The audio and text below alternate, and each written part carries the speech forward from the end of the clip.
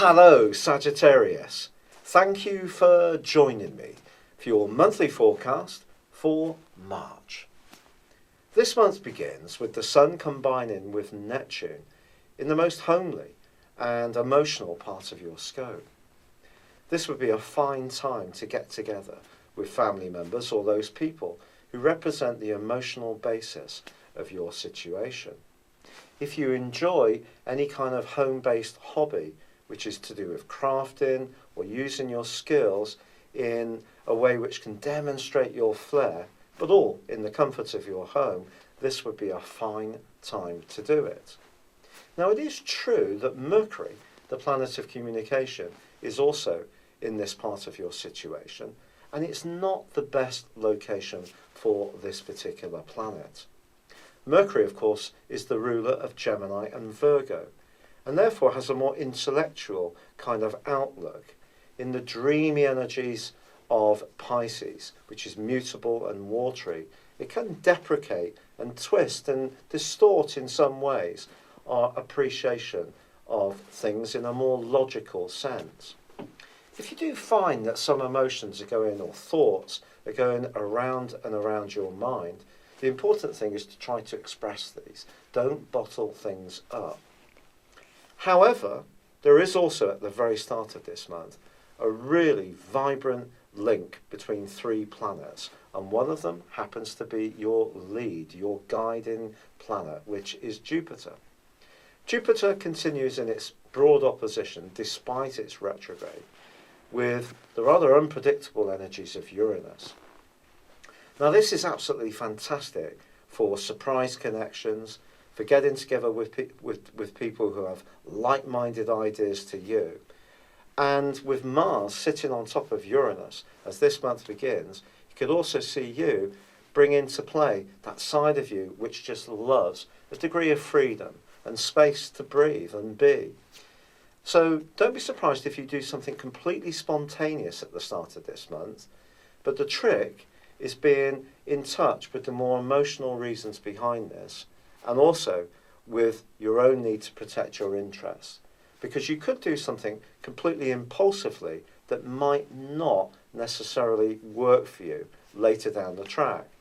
But your craving for excitement can certainly be very, very high, or if you're very happily settled, perhaps it just will be a decision to go out with a loved one and have a night out that's not planned, and that can turn out to be thoroughly enjoyable. Remember, Mars is the planet of masculine relating. So it's also possible that if you're single, someone could hurtle into the centre of your orbit right at the start of this month in quite a dramatic way. It's also possible this person could be a friend or someone in your circle of friends. But the connection between you can be really like a bolt of lightning, very, very strong. Now, whether this would turn out to be a fling or something longer lasting, only time will tell. But what the Sun and Mercury are asking you to do is to stay grounded around the emotional dimension of this, what your needs are, what your motives are, and those of the person you're drawn towards. Now, Mars is going to be relocating on the 10th into a part of your scope which is much more to do with practicality, but it's going to give you a huge surge of energy from then right through to the end of the month. And that's a really wonderful thing, because if there are creative things that you want to do, or you want to be more sociable, Mars is just going to give you the staying power and the stamina to keep going. But there is a full moon which occurs on the 11th. If something is out of kilter in your emotional or professional worlds, this is the time in the following 2 weeks when you may have to grapple with this. But Jupiter is actually very supportive of this full moon. So even if there is something that you do need to address, there could be a friend who's hugely supportive or encouraging to help you to achieve your aims. Perhaps the most wonderful moment in a way in this month is the fact that Mercury moves on the 14th, because I think that's really going to unlock a lot more flow when it comes to how you express yourself. But talking of expression, the planet of love and intimacy, Venus, does go into a retrograde on the 4th. If you are in a relationship which is really showing promise, this can help you in the weeks to come to become much more connected to the depth and the importance that this could have in your situation going forwards.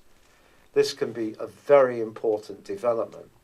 On the other hand, if you're unsure about a relationship, it may see you musing about whether it's right for you, particularly if having a sense of freedom, being able to do your own thing, is very important, and you feel a bit crowded or things are becoming too prescriptive as far as your partner is concerned.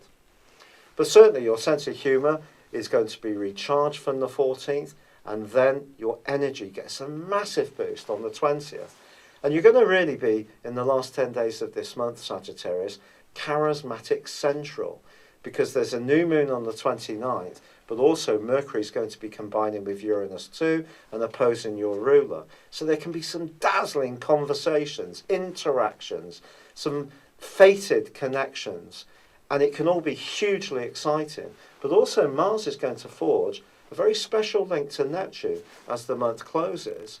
And if there are some practical things you want to achieve to improve and enhance comfort as far as your home is concerned, this can be a fine time to get those done.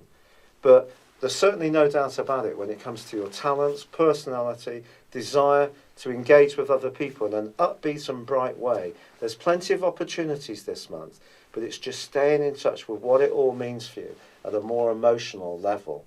It's been a real pleasure being with you. Thank you for joining me. Good luck and goodbye for now.